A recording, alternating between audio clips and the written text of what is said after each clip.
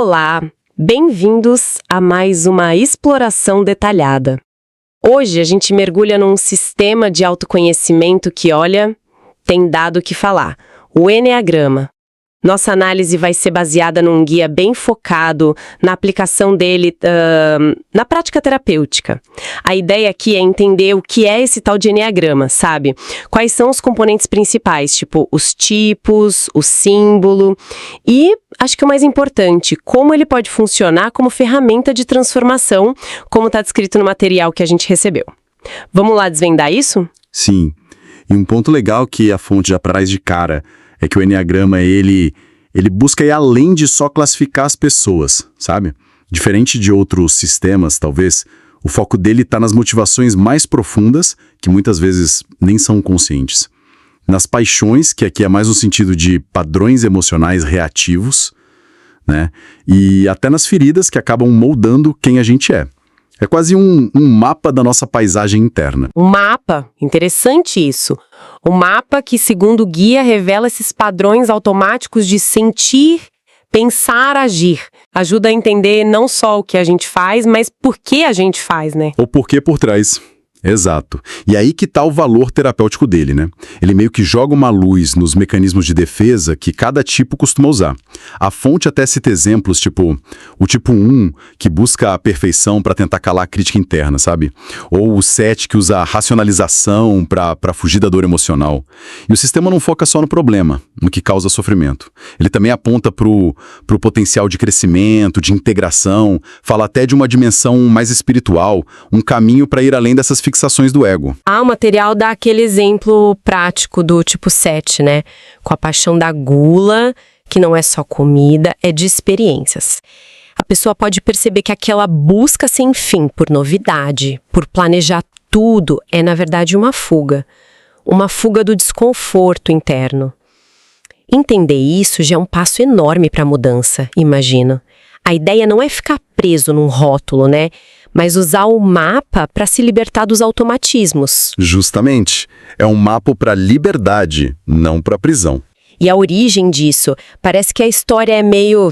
tem umas curvas, né? O símbolo em si é bem antigo. O material fala de raízes místicas e tal. Sim, tem raízes antigas, sufis, cristãs místicas. Mas a aplicação para os tipos de personalidade é coisa bem mais recente, né? Século XX. Isso, essa distinção é super importante. Teve o George Gurdjieff que trouxe o símbolo para o Ocidente, mas sem essa ligação direta com os tipos de personagem. Quem fez essa conexão foi o Oscar Ichazo, lá pelos anos 50. Ele associou o símbolo aos 9 tipos, mapeando o que ele chamou de fixações, paixões e virtudes. E depois, nos anos 70, o Cláudio Naranjo foi fundamental. Ele meio que traduziu isso para a psicologia ocidental, sabe? Ligou com psicanálise, gestalt e formou muita gente importante. Aí a popularização mesmo veio nos anos 80 para cá, com autores como Rizzo e Hudson, Palmer, Almaas. Falando no símbolo, ele não é só um desenho, né?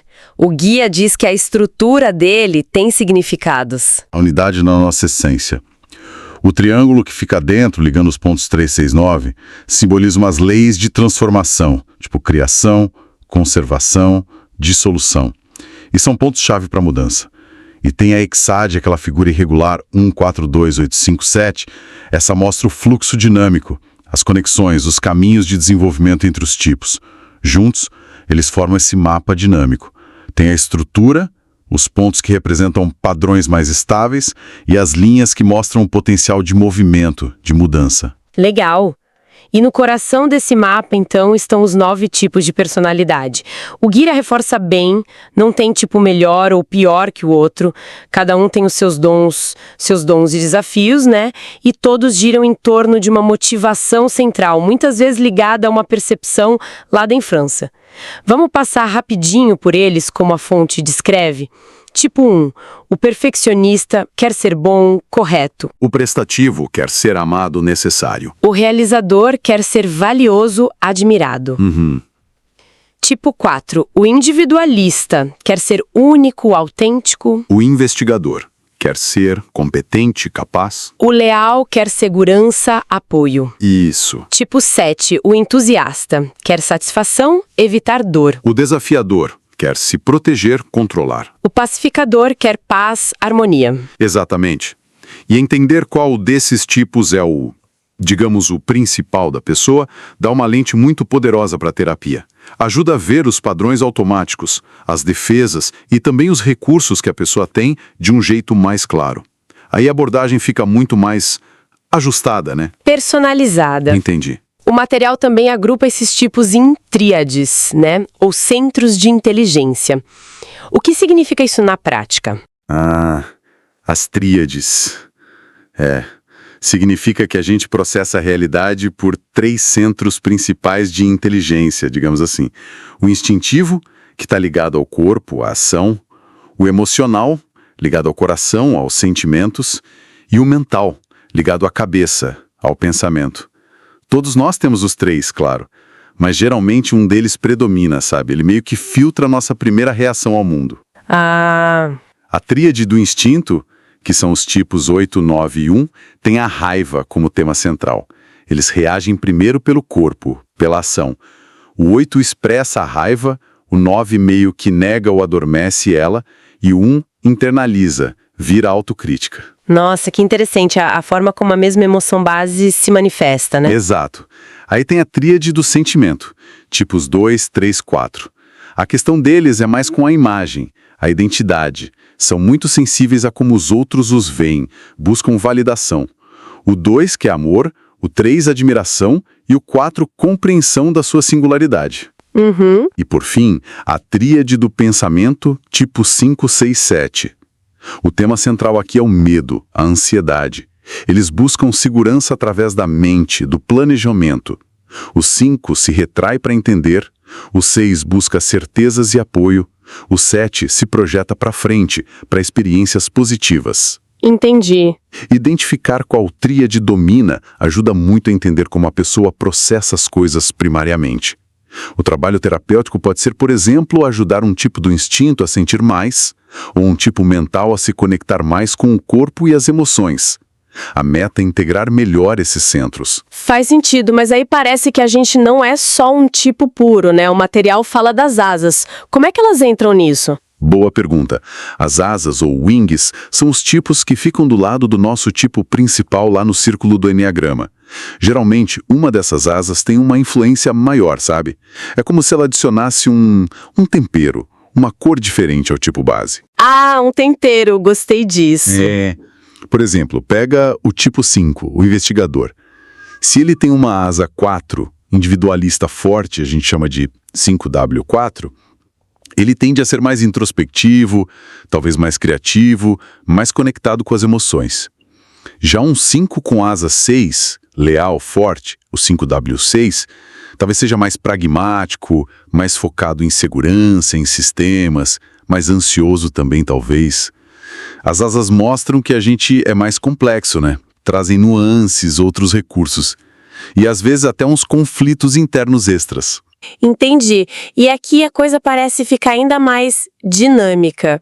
O guia fala sobre níveis de consciência. Isso quer dizer que a gente não expressa nosso tipo sempre do mesmo jeito? Exatamente. E essa, para mim, é uma das ideias mais poderosas e cheias de esperança do Eneagrama, pelo que a fonte indica. A gente não está fadado a viver o nosso tipo só no piloto automático. Sabe? Existe uma dimensão vertical, níveis de desenvolvimento, de consciência. Nos níveis mais altos, quando a gente está mais saudável, mais integrado, a gente transcende as limitações do tipo.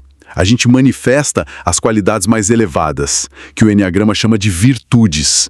Um tipo 1 nesse nível encontra serenidade e paz. Um tipo 4 encontra equanimidade, aceitação. Uau! Nos níveis médios, que é onde a maioria de nós opera no dia a dia, né? O tipo é funcional, a gente se vira, mas ainda está limitado pelas defesas, pelos pontos cegos. E nos níveis baixos, geralmente quando a gente está sob muito estresse ou numa crise. Aí os padrões defensivos ficam rígidos, muito reativos e causam bastante sofrimento, para a gente e para os outros. Entender esses níveis dá um mapa bem claro para o crescimento, sabe? Mostra onde a gente está meio emperrado e qual o potencial de desenvolvimento dentro do nosso próprio tipo.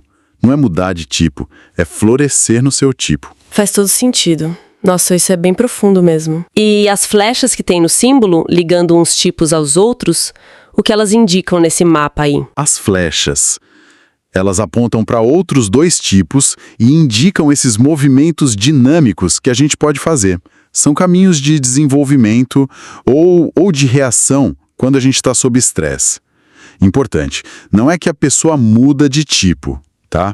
Mas ela possa acessar características boas ou ruins desses outros tipos para onde as flechas apontam. Tem uma flecha que aponta para o ponto de integração, que é tipo para onde a gente vai quando está bem, crescendo, seguro, e a outra aponta para o ponto de desintegração, que é para onde a gente tende a ir quando está sob estresse. Ah, tá. Então, quando a pessoa tá bem, ela pega o lado bom do outro tipo, e quando tá mal, pega o lado mais complicado. Isso, é mais ou menos por aí. No movimento de integração, a gente costuma acessar qualidades que nos equilibram, que faltam no nosso tipo principal. O exemplo clássico é o tipo 1, o perfeccionista. Quando ele relaxa, se integra, ele acessa qualidades do 7, tipo a leveza, a espontaneidade, a alegria. Que legal!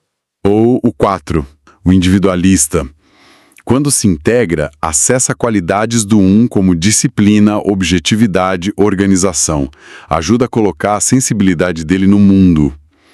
Já no movimento de desintegração, sob pressão, a gente tende a pegar emprestado os padrões mais problemáticos do outro tipo. O 1 sob estresse pode ir para o lado mais reativo, melancólico, dramático do 4.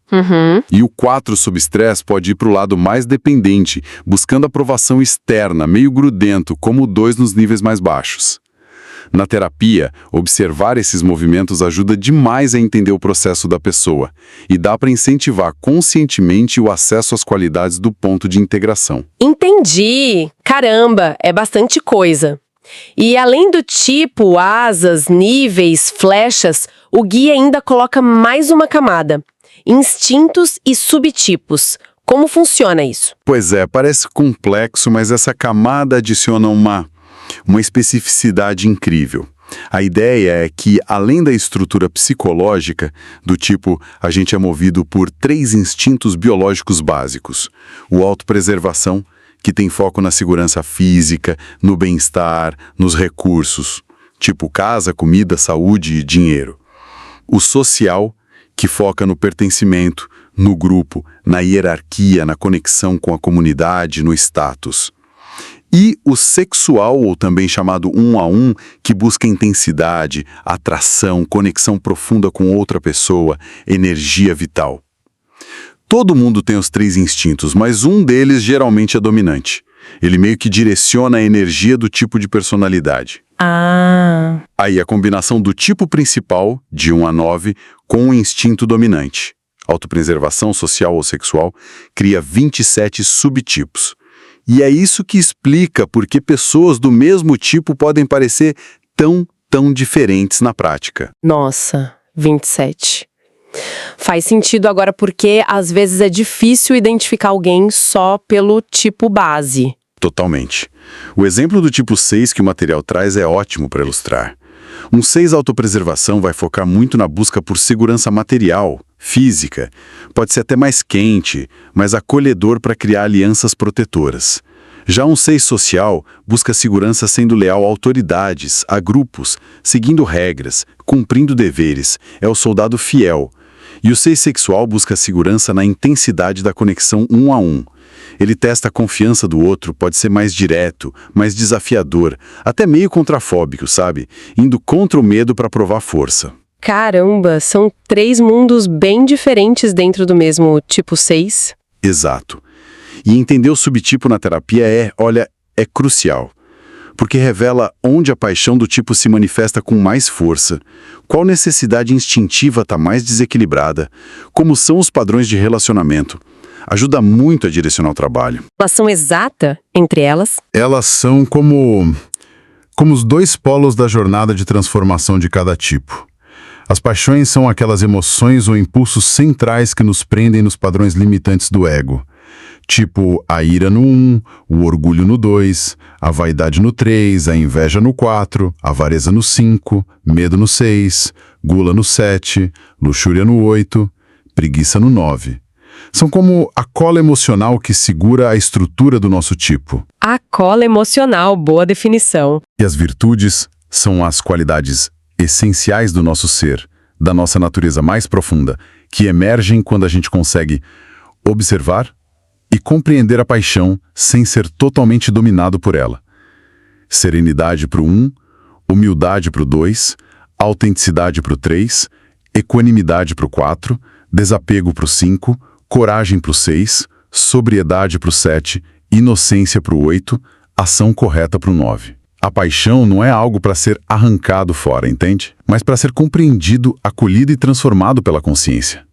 Ela funciona como um sinalizador. Ela aponta diretamente para a virtude que a gente precisa cultivar para crescer. Muito bonito isso. Mas com todas essas camadas, tipos asas, níveis, flechas, subtipos, como é que se identifica o tipo de alguém de um jeito confiável? O guia dá alguma dica sobre isso? Dá sim. E a orientação principal que eu acho muito importante é que a identificação tem que ser um processo de autodescoberta. Não é para ser um rótulo que vem de fora e pronto. Ah, isso é bom. Testes podem até ajudar como ponto de partida, sabe? Mas o fundamental mesmo é investigar a motivação central. O porquê por trás do que a gente faz, do que a gente teme, do que a gente deseja. O material sugere algumas abordagens. Observar os padrões de linguagem, o foco de atenção da pessoa, explorar as histórias de vida, especialmente da infância, investigar como ela reage em momentos de estresse e de segurança e, principalmente, a própria pessoa se expor às descrições dos tipos e ver qual ressoa mais fundo. Não só no comportamento, mas na motivação interna, naquela lógica do tipo. E deve ser comum a pessoa se identificar com vários no começo, né? Super comum. Ou se identificar com uma imagem idealizada de si mesma. Por isso é um processo, sabe? Leva tempo, precisa de autoobservação honesta, mas a autoidentificação consciente, quando acontece, já é um passo terapêutico enorme. Entendi. Então, para a gente resumir a aplicação na terapia, o Enneagrama, segundo o guia, serve como um mapa para quê exatamente? Olha, ele serve como um mapa para entender a estrutura da personalidade de um jeito bem profundo, né? Padrões, defesas, motivações. Isso permite personalizar muito a terapia. Serve também para identificar caminhos claros de crescimento, onde estão os pontos cegos, quais virtudes desenvolver, como usar as flechas de integração a favor. E, no fundo, para facilitar uma transformação que vai além de mudar comportamento, que toca nas raízes emocionais e cognitivas do sofrimento. A grande força dele, eu diria, está em revelar as motivações por trás dos sintomas. Aí dá para trabalhar de forma mais direcionada e compassiva com as resistências que sempre aparecem.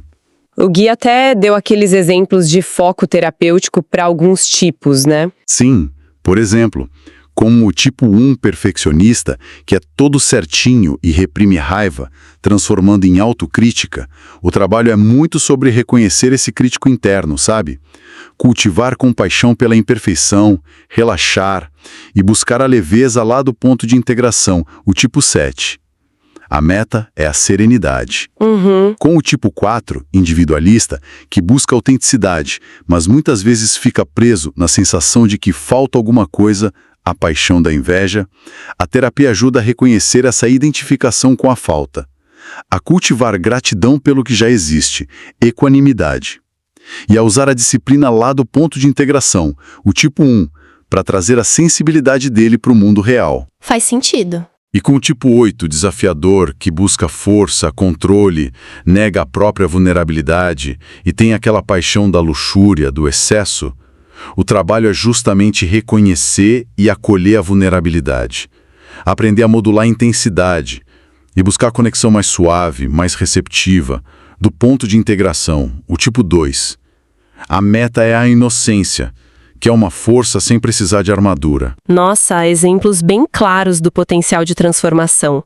E para apoiar esse processo todo, além da conversa, existem ferramentas práticas sugeridas no material? Existem sim. O material menciona algumas bem úteis. O diário de autoobservação, para a pessoa começar a mapear os gatilhos, os padrões no dia a dia mesmo. Práticas de mindfulness, mais adaptadas para cada tipo, focando em observar as tendências automáticas, sem precisar reagir a elas o tempo todo. O trabalho com subpersonalidades, que é tipo dar voz para as diferentes partes dentro da gente. O crítico, o prestativo, o medroso, e entender a função de cada um. Ah, interessante. Experimentos comportamentais, que eles chamam de exercício de contratipo, às vezes, que é basicamente experimentar fazer o oposto do padrão automático em algumas situações, ver o que acontece.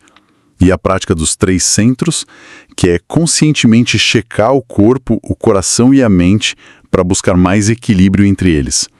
O objetivo de tudo isso, no fundo, é fortalecer o que a gente chama de observador interno, aquela capacidade de se ver com clareza, sem tanto julgamento, para poder fazer escolhas mais conscientes, mais livres.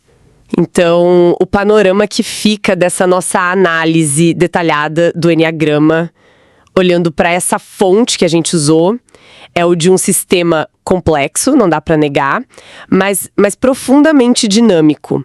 Ele se apresenta como um mapa para o autoconhecimento e para a transformação, que vai muito além de só colocar a gente numa caixinha, né? E a aplicação na terapia parece ser um processo bem gradual, personalizado e, acima de tudo, compassivo. Exatamente, acho que você resumiu bem. O propósito final que a fonte aponta não é só a pessoa identificar e aceitar o tipo dela, mas usar esse conhecimento como um trampolim mesmo, para transcender as limitações automáticas desse tipo. É um convite a reconhecer que a gente é muito mais do que os nossos padrões condicionados, sabe? Entender o padrão é o primeiro passo, fundamental, para começar a desativar o piloto automático e acessar uma consciência mais ampla, mais livre, mais perto da nossa essência.